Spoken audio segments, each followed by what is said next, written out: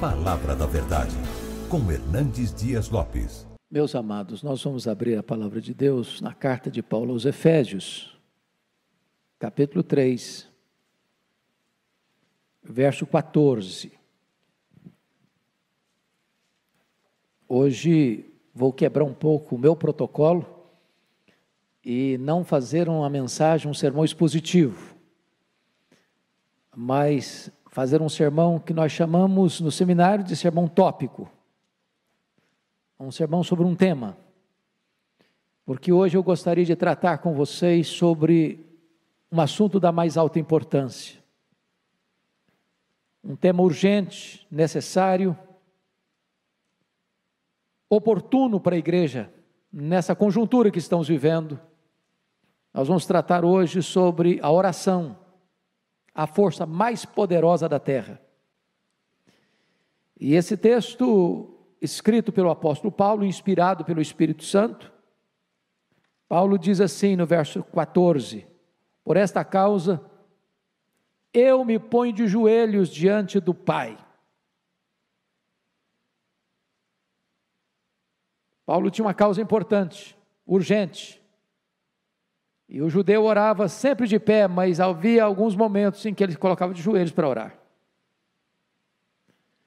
E eu quero dizer aos meus amados irmãos, que o apóstolo Paulo foi considerado, e com justiça, ao longo da história, como o maior teólogo do cristianismo. Mas ao mesmo tempo, Paulo também foi um dos homens mais dedicados à oração. Quanto mais você conhece a Deus, mais você quer falar com Ele, mais você é ousado na oração, mais você quer buscar a face do Eterno. Isso porque não tem cristianismo sem oração, não tem crente cheio do Espírito Santo sem oração, não tem poder de Deus para a igreja sem oração, não tem avivamento sem oração, não tem abundantes conversões sem oração, não há milagres na terra sem oração. Então, eu gostaria de conclamar você para nós entendermos o poder da oração. E eu queria, a título ainda de introdução desta palavra, fazer uma espécie de apanhado nas Escrituras, para ver se as pessoas que viveram antes de nós, no período bíblico, foram pessoas comprometidas com oração. E até que ponto a oração, muito mais do que um exercício devocional, muito mais do que você se sentir bem na presença de Deus, se a oração de fato mudava as coisas, mudava as circunstâncias. Quem muda a circunstância é Deus, mas Deus muda as circunstâncias através da oração. Quando o povo de Deus ora, Deus age. Quando o povo de Deus se põe de joelhos, o braço estendido de Deus começa a agir soberanamente na história. Se o povo de Deus não ora, as ações e as intervenções de Deus podem ser recolhidas. Então vamos ver isso. Você pega, por exemplo, o pai dos crentes, Abraão. Ele intercede por Ló, e Ló é poupado em Sodoma. Diz a Bíblia que Deus lembrou-se de Abraão e salvou Ló. Eu olho Jacó no val de Jaboque orando em lágrimas. Eu não te deixarei ir se tu não me abençoares. E a Bíblia diz que ali a sua alma foi salva. Eu encontro um Moisés orando em Cades Barneia, diante de uma situação crítica, porque Deus havia tomado a decisão de destruir aquele povo, e começaram uma nova nação através de Moisés, e Moisés se coloca na brecha em favor do povo, e diz: Deus, perdoa este povo, ou risco o meu nome que escreveste, e Deus poupou a nação de Israel, em resposta à oração de Moisés. Eu vejo Ana, orando com lágrimas, com amargura de espírito, pedindo um filho, e Deus ouve a sua oração, e ela vai ser mãe do maior profeta, sacerdote, juiz daquela geração, porque a Bíblia diz que Deus é quem faz com que a mulher estéril seja alegre mãe de filhos. Deus cura. Eu vejo o seu filho Samuel, filho de Ana, orando pela nação, e afirmando o seguinte: longe de mim pecar contra Deus, deixando de orar por vós. Eu encontro Ezequias orando a Deus diante de uma sentença de morte, enviada pelo próprio Deus: põe em ordem a tua casa, porque morrerás e não viverás. E diz a Escritura que ele se volta para a parede, e ele ora intensamente, e ele chora copiosamente, e Deus responde rapidamente, revertendo o quadro, revertendo o diagnóstico, revertendo a sentença de morte. Eu vejo Daniel orando, e Deus trancando a boca dos leões. Eu vejo Daniel orando, e diz a Bíblia que uma batalha espiritual se desenrola nas regiões celestes. Eu vejo Daniel orando para Deus trazer quebrantamento ao povo, porque o cativeiro duraria 70 anos, mas diz a Bíblia que naquele momento o povo dele se voltaria para ele, e o povo estava com o coração endurecido. Eu vejo Neemias orando. Ele é um governador, ele é um estrategista, ele é um administrador de escola. Eu vejo Neemias orando, e a cidade de Jerusalém, que estava há 142 anos debaixo de escombro, e ele, pela oração, se põe nas mãos de Deus, e se coloca à disposição de Deus, e a cidade é restaurada, e os muros são erguidos em 52 dias. Eu vejo Jesus orando. No Rio Jordão, os céus se abrem, o Espírito Santo desce, e o Pai fala: este é o meu filho, o meu amado, o meu escolhido, nele eu tenho todo o meu prazer. Eu vejo, irmãos amados, o apóstolo Paulo orando, logo depois da sua conversão.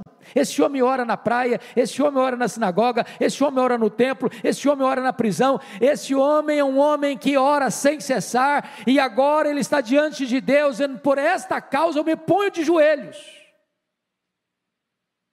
Eu vejo os discípulos orando, unânimes, em oração, perseverando, em obediência à orientação de Jesus: permanecei na cidade até que do alto sejais revestidos de poder. E durante 10 dias, 120 pessoas oram com a sua alma, com o seu coração, com o seu propósito, e os céus se fendem, e o Espírito Santo desce, e eles são revestidos com poder. Eu vejo os crentes da igreja primitiva orando, diante das ameaças, dos perigos.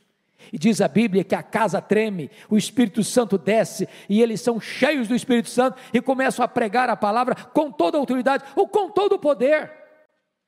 Eu olho para a história da igreja, e eu vejo os pais da igreja orando, eu vejo os mártires orando, eu vejo os reformadores orando, eu vejo os puritanos orando, eu vejo os avivalistas orando, eu vejo a igreja de joelhos, e quando a igreja ora, ela marcha resolutamente.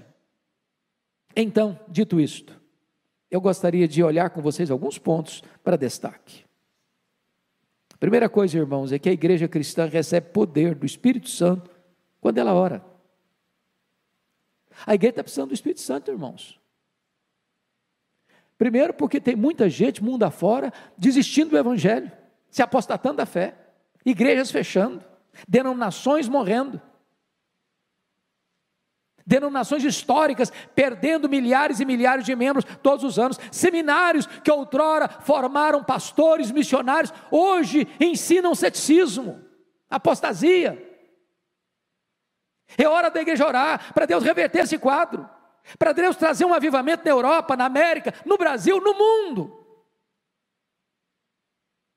Quando aqueles discípulos se reuniram no cenáculo, e todos perseveraram unânimes em oração, durante 10 dias, o Espírito Santo desceu sobre eles. Eu vejo os apóstolos diante de uma demanda enorme de assistência social, quando as viúvas dos helenistas estavam sendo esquecidos, eles tomaram a decisão: vamos nos consagrar à oração e ao ministério da palavra, e vamos nomear homens cheios do Espírito Santo e cheios de fé, para tomarem conta da diaconia das mesas. Vamos nos concentrar na vida de oração.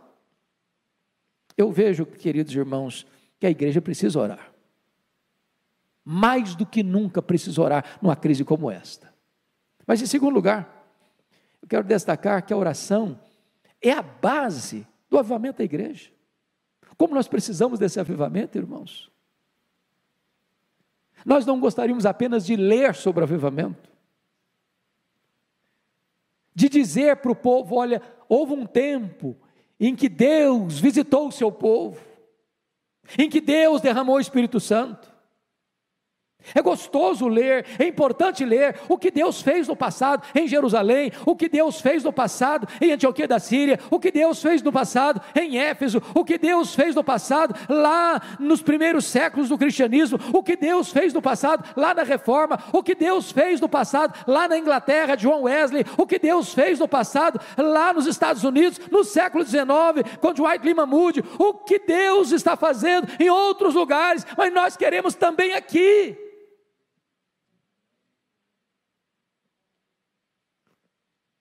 Eu disse para o pastor Arival hoje no escritório, que uma coisa que me marcou muito, quando nós fomos a Quacisabanto, ver aquele avivamento que ocorreu em 1966, e quando nós fomos, era 1991,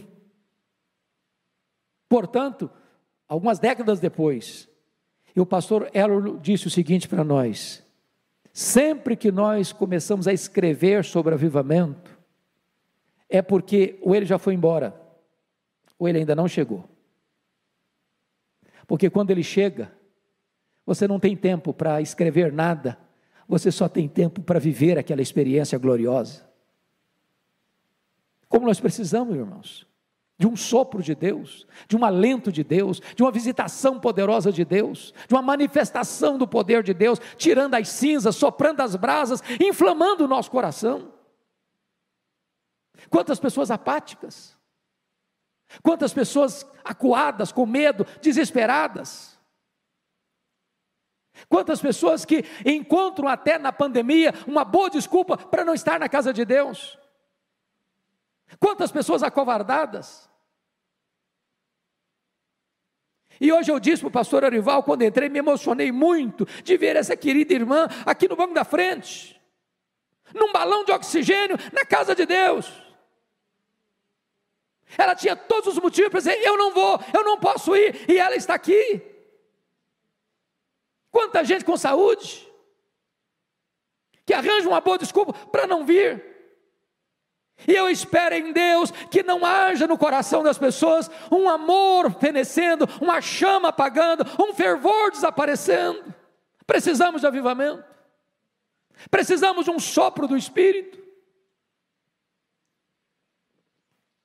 Se o meu povo, que se chama pelo meu nome, se humilhar e orar e me buscar, e se converter de seus maus caminhos, então eu ouvirei dos céus, eu perdoarei os seus pecados, eu sararei a sua terra. É promessa de Deus, é promessa de Deus, que Ele vai derramar o Espírito Santo sobre o sedento. É preciso ter sede de Deus, para que o Espírito Santo desça. Quem não tem sede de Deus, não tem avivamento, irmãos. Às vezes estamos dando sede de tanta coisa, de dinheiro, de sucesso, de saúde, de fama, de progresso, de prestígio. É preciso que a igreja tenha sede de Deus. Quando a igreja estava passando uma crise enorme, lá na Inglaterra, nos idos de 1739, as igrejas fechando, os crentes aparecendo da igreja, os púlpitos sem poder, a palavra de Deus rara nas igrejas, um grupo de estudantes começa a sentir um fardo no coração, e esse grupo foi batizado depois de Clube Santo, porque aqueles moços se reuniam para buscar a face de Deus, para orar a Deus, para clamar por um avivamento para a igreja da Inglaterra, até que de repente, numa noite, 31 de dezembro de 1739, 3 horas da manhã, o Espírito Santo desceu sobre eles, e eles foram cheios do Espírito Santo, e a igreja se levantou, e a igreja se encorajou, e centenas de milhares de pessoas foram salvas.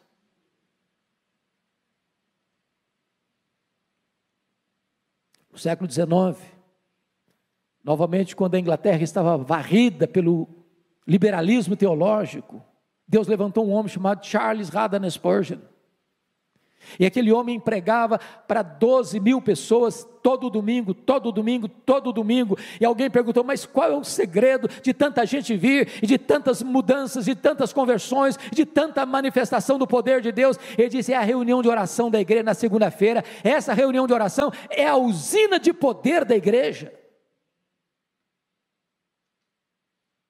Precisamos de orar para recebermos um poderoso avivamento dos céus. Mas em terceiro lugar, irmãos, prestem bem atenção nisso, a oração é a base para a restauração de uma nação. Preste atenção nisso, quem muda a nação não são os políticos. A igreja precisa entender que está na mão da igreja esta usina de poder, esta arma mais poderosa do mundo. É Deus quem põe no trono e tira do trono. É Deus quem levanta uma nação e faz baixar uma nação, cair uma nação.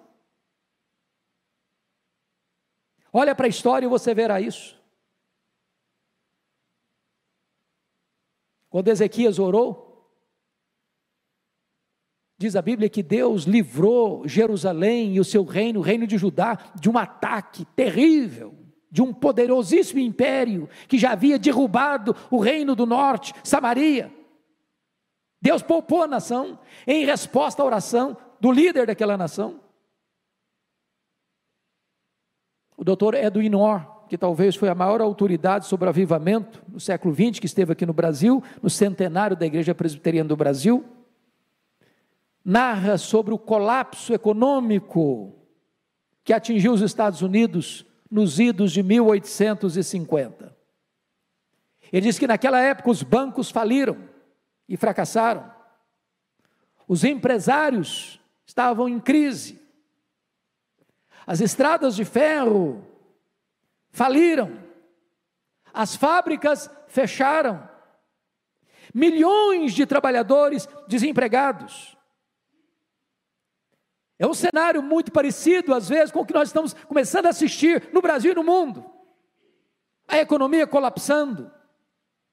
A saúde entrando numa situação, como já foi descrita aqui pelo pastor Arival, de adversidade, porque quando você acha que a coisa está melhorando, de repente surge uma novidade, que contraria a expectativa, ou mesmo o saber da ciência, e muda tudo. Pois bem, diante daquela crise, no dia 1º de julho de 1857, um homem chamado Jeremias Lampier, um homem de negócios, comerciante, assumiu o posto de missionário urbano em Nova York. A sua denominação estava perdendo milhares de membros todos os anos. E Jeremias Lampier imprimiu um folheto e distribuiu em Nova York. No dia 23 de setembro de 1857, ele começa uma reunião de oração no hotel. O objetivo era juntar comerciantes, mecânicos, viajantes, para buscarem a Deus. No primeiro encontro, na primeira reunião de oração, 6 pessoas. Na segunda semana, 40 pessoas. Em 6 meses, tinham 10.000 homens de negócios orando em Nova York por um avivamento nos Estados Unidos da América. Esse avivamento chegou, irmãos, e varreu toda a nação. Boanerges Ribeiro escreveu um livro sobre Moody, que estava vivenciando essa experiência, e disse que a seara estava em fogo. Quando se percorria a nação, parecia que o país inteiro era uma reunião de oração. As igrejas se fortaleceram. Como fruto desse avivamento, um jovem que estudava em Princeton, ao escutar um sermão do seu professor Charles Hodge, pregando sobre obra missionária, ele sentiu o chamado de Deus e veio para o Brasil, Ashbel Green Simonton, com 26 anos, para plantar a igreja presbiteriana do Brasil. A nossa denominação é fruto desse avivamento. E eu espero, amados irmãos, que Deus nos mova a orar pelo Brasil. Estamos vivendo uma crise política em todos os poderes constituídos, precisando de uma visitação do céu, de homens que governam, de homens que legislam, de homens que julgam, que têm o temor de Deus, que reconheçam que Deus é soberano, e que feliz é a nação cujo Deus é o Senhor. Precisamos de uma igreja quebrantada, de uma igreja sedenta de Deus, de uma igreja que entra na brecha da oração, de uma igreja que paga o preço da oração, da renúncia, para que Deus visite a nossa terra e poupe a nossa nação. Mas talvez alguém diga assim: bom, mas a oração não muda a circunstância. Pois eu quero lhe dizer aqui, quem muda a circunstância é Deus. Não é a oração que é poderosa. A oração aciona o braço do Todo-Poderoso. É quando a igreja fraca ora ao Deus onipotente, Deus age e muda as circunstâncias. Se não vejamos. Está escrito na Bíblia que quando, numa batalha, Moisés estendia as mãos, intercedendo pelos soldados que estavam no campo, enquanto ele orava, com as mãos estendidas, os seus soldados prevaleciam. Se as orações cessavam e os braços encolhiam, o inimigo prevalecia. Quando a igreja ora, Deus age.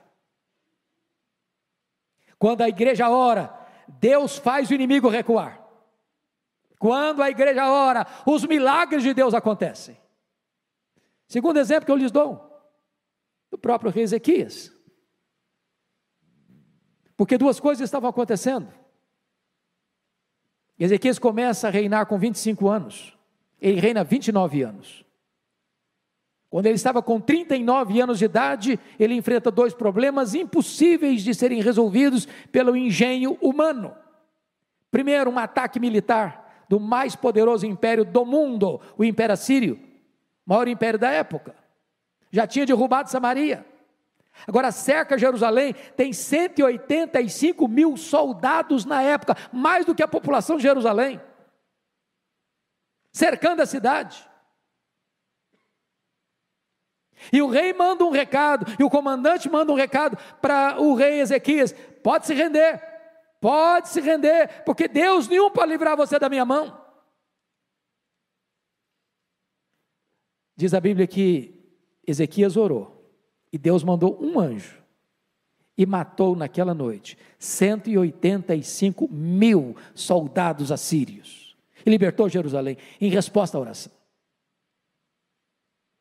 Mas uma segunda situação que mudou, é que diz a Bíblia que este rei, com 39 anos de idade, embora rico, poderoso, ele enfrenta uma enfermidade, uma úlcera. Nenhum médico podia tratá-lo, nenhuma medicina podia curá-lo. E a ordem de Deus para ele, por meio do profeta Isaías, foi: põe em ordem a tua casa, porque morrerás e não viverás. Pois diz a Bíblia que ele se voltou para a parede, orou e chorou. E Deus reverteu o quadro, e Deus suspendeu a sentença de morte, e lhe deu mais 15 anos de vida. Deus muda as circunstâncias em resposta às orações. Deixa eu lhe dar um terceiro exemplo. Está lá em Atos capítulo 12, o rei Herodes Agripa I já tinha passado o fio da espada e degolado Tiago, irmão de João, e tinha colocado Pedro numa prisão de segurança máxima, com 3 escoltas de 4 soldados cada uma, aguardando o final da festa para matá-lo. E diz a Escritura que a igreja estava em oração. E em resposta à oração da igreja, um anjo de Deus é escalado para ir lá na prisão, acordar Pedro. Fica de pé, bota a sua sandália, bota a sua roupa, e tira Pedro da prisão de segurança máxima, abrindo as portas de ferro, abrindo o portão de ferro, quebrando as cadeias e libertando aquele apóstolo. Porque aquilo que o homem não pode fazer, Deus faz em resposta à oração. Talvez você diga, bom, mas isso aconteceu no período bíblico. Mas deixa eu só lhe dar um exemplo nosso aqui.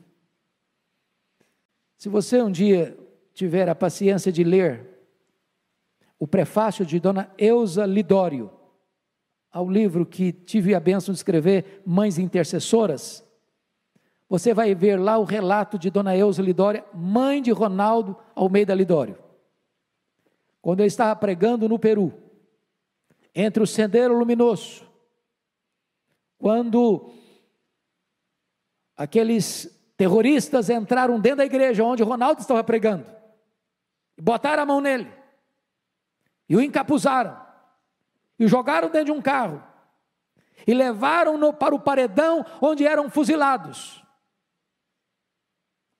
E naquela noite, a sua mãe, sem saber do que estava ocorrendo, foi despertada na noite, com um forte peso no coração. Ela disse, meu Deus, eu não sei o que está acontecendo com meu filho, mas eu me coloco na brecha em favor dele. Livra o meu filho, livra o meu filho, livra o meu filho. E quando ele estava para ser fuzilado, passa um carro em alta velocidade e para, e pega o Ronaldo e o tira das mãos do Sendero Luminoso, e ele é poupado. Porque Deus muda as circunstâncias em resposta às orações. Ainda hoje, Deus é o mesmo, Deus faz o mesmo, onde Ele quer, com quem Ele quer, para a glória do seu nome. Mas eu queria concluir, dizendo a você que, em quinto e último lugar, a oração nos capacita a enfrentar os grandes dramas da nossa vida pessoal.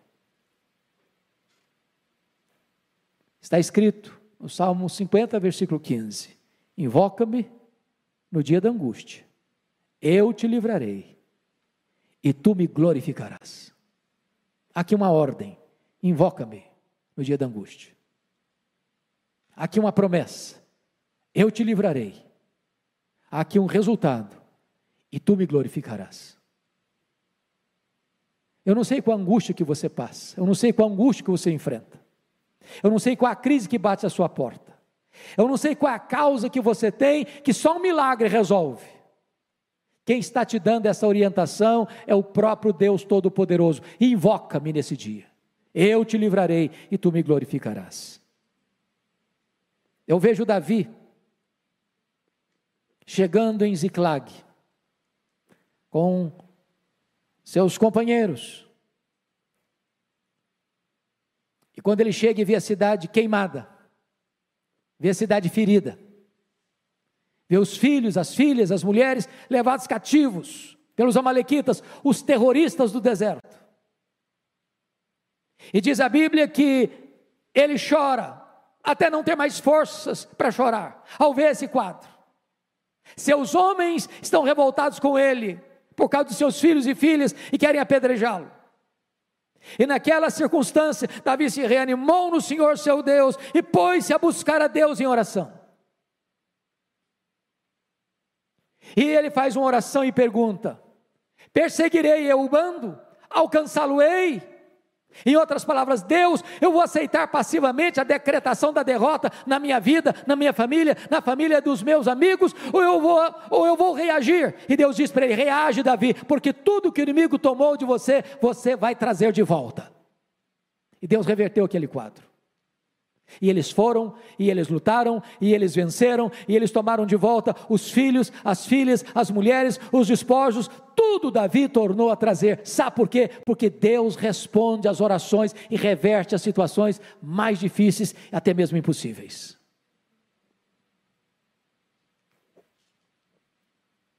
Quero concluir, para mim, com um exemplo máximo do que Deus pode fazer por meio da oração. A experiência do próprio Jesus, o Filho de Deus. Quando ele entrou no Getsêmani, naquela noite fatídica, onde ele foi preso, cuspido, esbordoado e julgado pelo Sinédrio e acusado de blasfêmia e conspiração, diz a Escritura que ao ficar apenas com os 3 discípulos mais próximos, Pedro, Tiago e João, ele abre o coração para eles e diz: a minha alma está profundamente triste até a morte, ficai comigo, vigiai comigo. E diz a Escritura que Jesus entra então na mais titânica batalha da humanidade, prostrado sobre os seus joelhos, com o rosto no chão, oferecendo forte clamor e lágrimas. Ele orou, ele chorou, ele suou sangue. Mas quando ele se levantou dali, não tinha mais angústia. Não tinha mais angústia. Agora os inimigos chegaram, armados até os dentes, e ele que se apresenta e pergunta: quem vós buscais? A Jesus o Nazareno. Pois sou eu. E caíram por terra. A partir daqui ele é espancado, ele é cuspido, ele é esbordoado, está firme como uma rocha. A partir daqui ele carrega o lenho sobre as ruas apinhadas de Jerusalém. As mulheres choram e ele diz: por que vocês estão chorando? Não chorem por mim, chorem por vocês, chorem pelos seus filhos. A partir daqui